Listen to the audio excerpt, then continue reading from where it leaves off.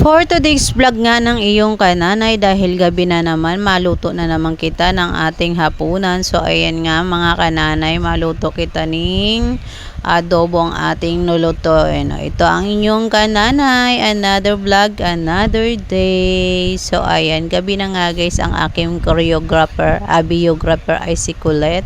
So ayan na nga guys, kinigisa ko na yung bawang at sibuyas. So ayan, ang lulutuin nga pala natin is adobo. Tatlong klase yan guys, may hotdog, may manok at baboy. So ayan, mga tig ko konti-konti, hinihati-hati ko, halo-halo sila guys. Ay, nalaglag yung isang peraso guys. So tinanggal ko nga guys kasi sumayad na lagi ng uling. So kailangan ko muna siyang hugasan ulit. Pinasok ko siya para hugasan kasi sayang isang isang peraso yan. So ayan, pagkahugas ko nga guys, nilagay ko rin ulit dyan para maluto. Syempre sayang, alangan itapon natin yun. Isang hiwa yun ng baboy guys na may taba. So sayang.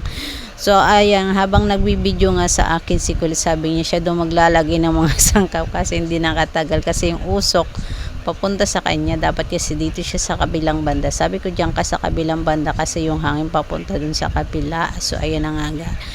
Ay, alangan pa nga siyang maglagay ng suka. Ayan, nalaglag pa nga dyan guys yung laurel, ano ba yan? Maglalagay na lang, nagkandalaglag pa. So kailangan damputin ulit at hinugasan kasi sayang. So ayan, pinahugasan ko sa kanya sa loob. Siya nga naglagay ng mga sangkap guys. Gusto nang matuto ng magluto ni Colette, pero pag marunong na, tatama rin na yan.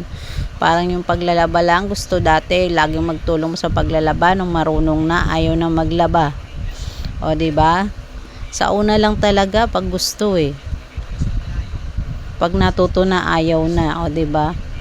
O, siya na rin yung naghalo, siya daw maghahalo, o diba? Dahil ang ating niluto ay adobo. Ayan, dahil sa gatong pa rin tayo nagluluto, kailangan natin yan takpan. So ayan, kanina may nag-comment sa aking video na in-upload, nabasa ko, sabi niya pritong itlog na lang daw, nasunog pa. Syempre no, hindi po ito kalan, hindi ko makontrol agad-agad yung apoy. Pag lumiyab siya, talagang liyab siya, kailangan mong tanggalin yung mga nilagay mong gatong. Yung gatong ko dyan guys, sobrang ninipis, kaya pag nilagay ko siya, mabilis siyang lumiyab at mag-apoy, kaya hindi kontrolado gaano yung yung ating apoy, kaya medyo nga nasusunog agad yung ating pritong itlog nagluto ako. Pero yun lang naman.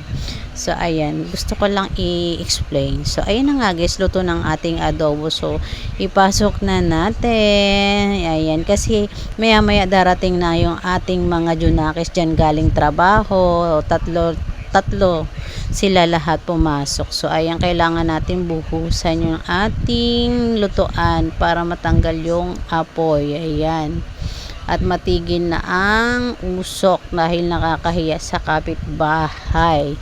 Sobrang usok, hindi naman sobrang usok, natural naman talaga yung sa gatong. So yun lang guys, bye, hanggang dito na lang.